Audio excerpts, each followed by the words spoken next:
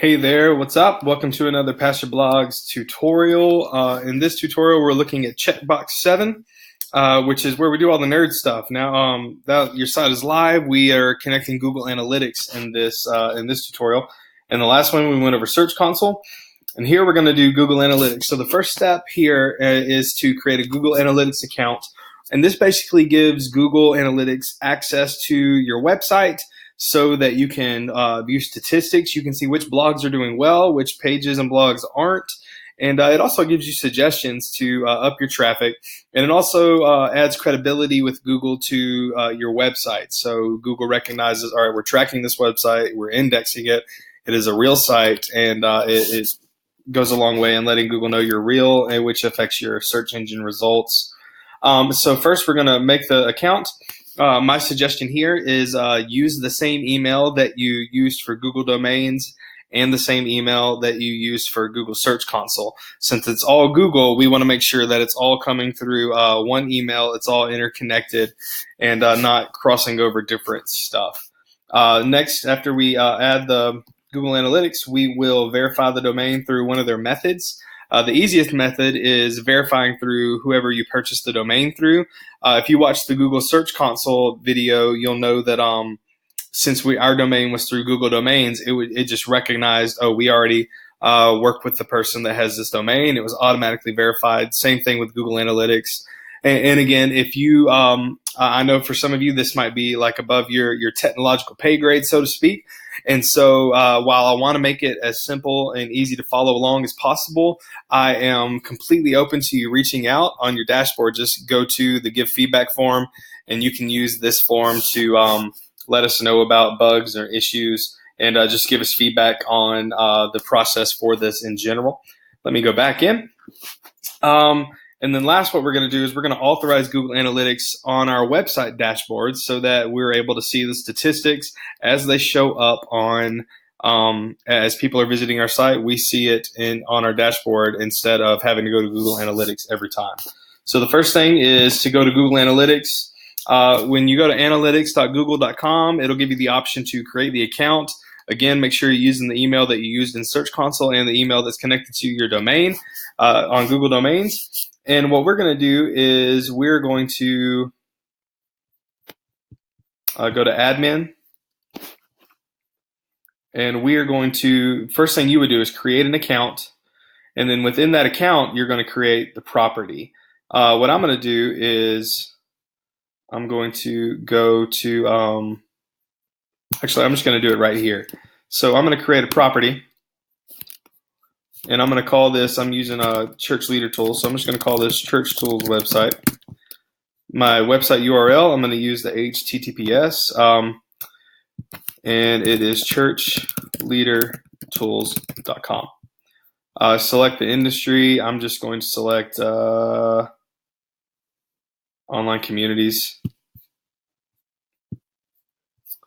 And then my time zone, of course, is -4 for New York time. And I'm going to get the tracking ID. And this is going to add the website to my Google Analytics account.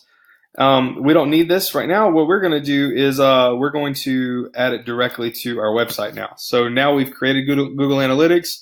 We've added it as a property in our analytics account. The other thing we can do here is, let me see if I can find it, property settings.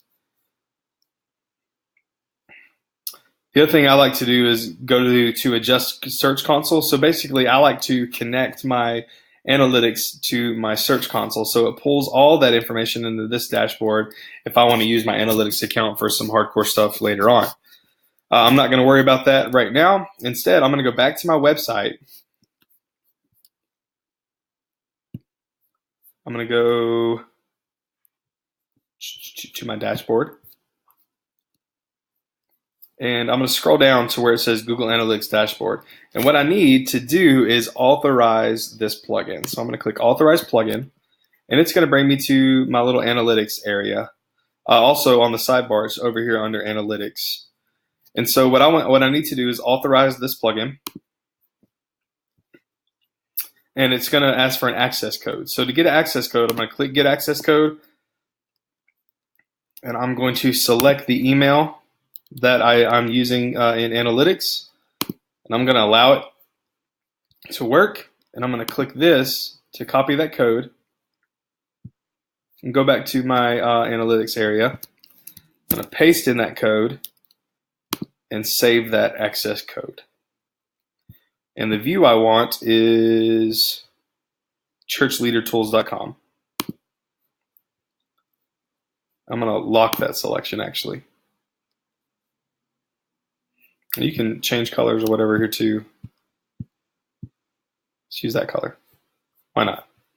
Save changes. And if you make a mistake or anything like that, you can just clear the authorization and you can go through that again. So next, I want to go to tracking code. And instead of going in and adding this analytics tracking code, usually you'd have to take this and add it to the head part of your web page and blah, blah, blah, blah, blah. And instead of doing that, we just have it here to where you can select that as tracking analytics and that the code placement is in the HTML head, and you save those changes, and it adds the code for you that it just pulled when you authorized the account. Now I'm going to go back to my dashboard. And what should happen now is it'll take a little while for everything to start talking to itself, but you should be able to start seeing statistics here after a few hours. All right, and then once data starts showing up here, data's not showing here because this is like a brand new site. No one's coming to it yet, and it's really just a test site.